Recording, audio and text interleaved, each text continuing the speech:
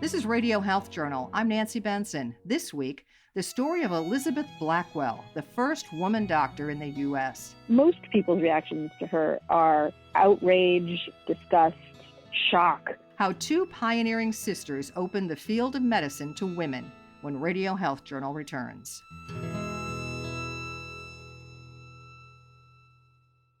I'm Reed Pence, the producer and host of Radio Health Journal. If you like listening to Radio Health Journal, you'll also like our sister show, Viewpoints, which covers a wide array of topics, from education to history to the environment. Here's a preview of what they're covering this week on Viewpoints. The only snowplows were people driving around in pickup trucks with wide tires. That was about it. Understanding the winter storm in Texas last month and what went wrong. Then, this constant checking is the real villain if we want to look at productivity, especially in the early 21st century, is because to check this inbox all the time requires you to shift your context. How many times a day do you pull away from what you're doing to check your email? I'm Marty Peterson. And I'm Gary Price. These stories in depth this week on your public affairs magazine, Viewpoints. Listen to Radio Health Journal and Viewpoints on your favorite radio station, and subscribe and listen anytime on Apple Podcasts, Google Play, and Spotify. Also, follow us on Instagram and Twitter at Radio Health Journal.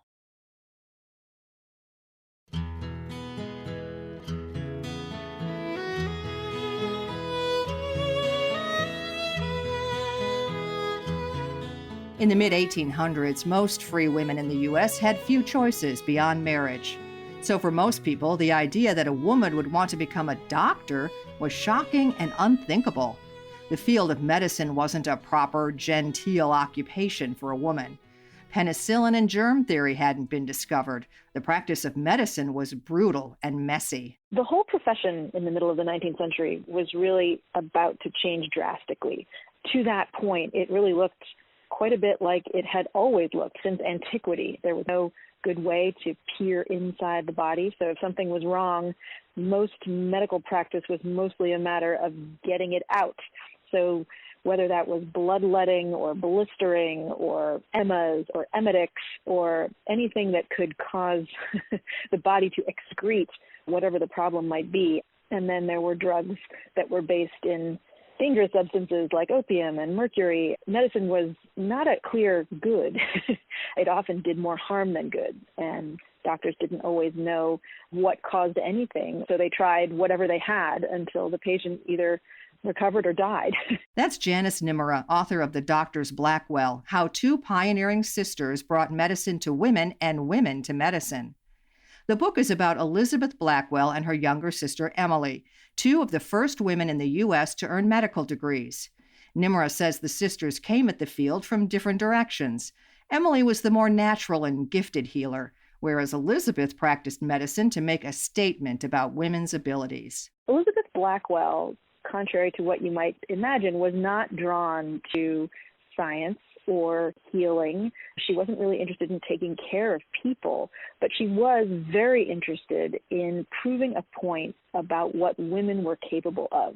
She really believed the idea put forth by the transcendentalist thinker Margaret Fuller that women could do whatever they wanted by virtue of effort and talent, and it had nothing to do with your sex. Women could be sea captains, said Margaret Fuller, and Elizabeth thought of herself as someone whose life could prove that point. And medicine was an interesting strategic choice because around that time, increasingly, the way you became a doctor was that you went to a medical school and you got a diploma. And so it seemed to Elizabeth that if she could find her way to a seat in the medical school and sit through all the lectures and pass all the examinations, there was really no one who could argue that she wasn't qualified to be a doctor. But in the 1800s, just like today, you needed money to go to medical school. Without it, Elizabeth tutored children whose fathers were doctors and borrowed their medical texts to study on her own. One patron was so impressed that he wrote Elizabeth a letter of recommendation for admission to a small medical school in Geneva, New York, the only school that would even consider admitting a woman. Within the college, after the college gets over its shock that there's actually a woman around, she quickly impresses everyone with her diligence and her talents. Outside the college, in the town and in the wider world, most people's reactions to her are outrage, disgust, shock. It is really appalling to consider the idea of a woman who is interested in learning the processes of the body, sitting in a lecture hall alongside men, dissecting corpses. All of this is outrageous to consider. But Elizabeth stuck with it and graduated in 1849 to become the first woman doctor in the U.S. But she didn't find wide acceptance, even among female patients. It seemed theoretically like it would be a wonderful thing for women to have women doctors to consult. The reality was that when Elizabeth finished her training and came back to New York to start her practice, it was very hard to find women who were willing to consult a woman doctor. There was not a lot of trust. And plus, the very phrase female physician tended to mean someone who practiced abortion on the wrong side of the law. So even after she was completely credentialed and qualified and trained, Elizabeth really struggled to attract private patients, women of the middle and upper classes who had the money to choose where their medical care came from. Lonely and despondent, Elizabeth convinced her younger sister Emily to enter medical school so that they could practice medicine together. Emily agreed, but Nimra says while Elizabeth was squeamish and could barely dissect a bug at first, Emily took to the study of anatomy with gusto. She also was quite brilliant and more naturally drawn to science even than Elizabeth was. So that when Elizabeth suggested, hey, Emily, this path that I've chosen is really lonely and hard. I need company. I need you to study medicine too and join me. That wasn't such a hard sell for Emily because she was already attracted to science and eventually became a more accomplished practitioner than Elizabeth did. The Blackwells weren't the only women interested in becoming doctors around that time. Elizabeth was the first woman doctor in America, but Emily wasn't second. She was third.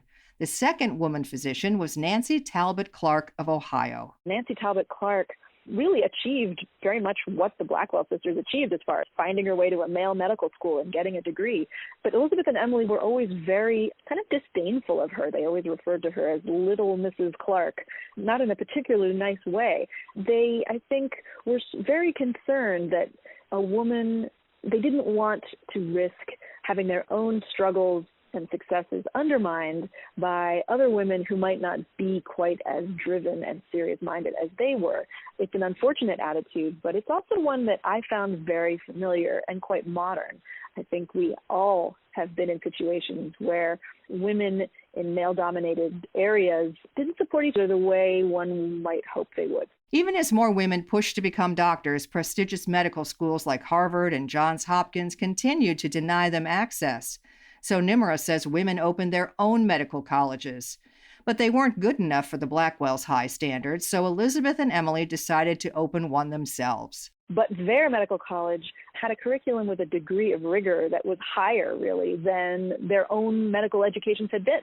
They said, okay, if we're going to have to educate women separately, we're going to make sure that what they receive is as excellent as any other institution in this country. By the time of the Blackwells' deaths in 1910, more than 9,000 women were practicing medicine in the United States.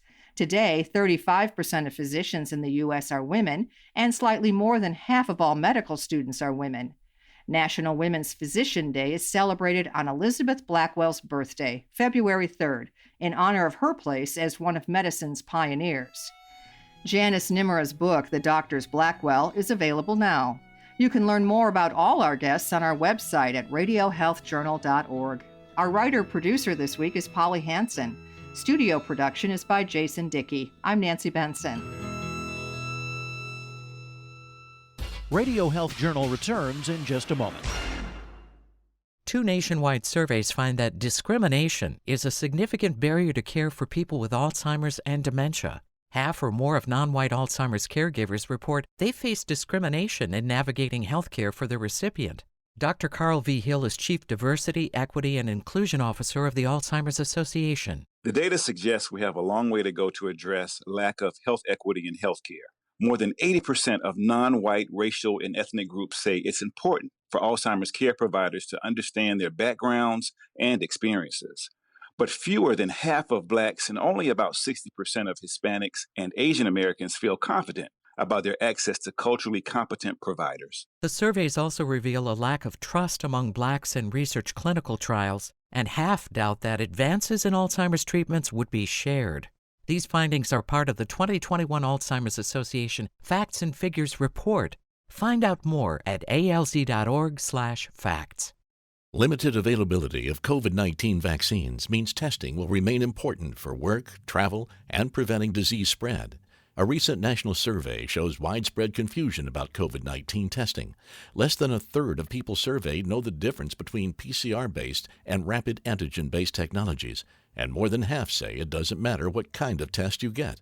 Dr. Manoj Gandhi, Senior Medical Director at Thermo Fisher Scientific, which commissioned the survey, says accuracy doubts could keep people from being tested at all. Nearly 2/3 of those surveyed believe COVID-19 tests can be wrong as much as half the time. PCR tests are designed to detect SARS-CoV-2 with high sensitivity. Understanding when to use PCR tests is imperative to knowing your COVID-19 status and safely getting back to life's routine activities. Nearly 3/4 of Americans say they'd choose a COVID-19 test with the most accurate results, even if they have to wait a little longer. Find out more at covidtestinginfographic.com. And that's Radio Health Journal for this week. Radio Health Journal is a production of MediaTrax Communications. Follow us on Twitter, Facebook, and Instagram to learn more. And check Apple Podcasts, Google Play, and Spotify for a library of past programs. Plus, you'll always find previous segments and information about our guests at radiohealthjournal.org.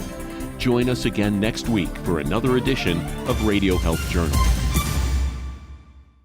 Coming up next week on Radio Health Journal. It's a very lonely experience to be in pain because you can't really communicate particularly effectively what it is you're feeling. How we experience pain. Then, how our overall health has taken a hit during the pandemic. They've become more sedentary, they've turned to comfort foods, and so their cardiac risk factors have actually gotten worse. All that and more on Radio Health Journal.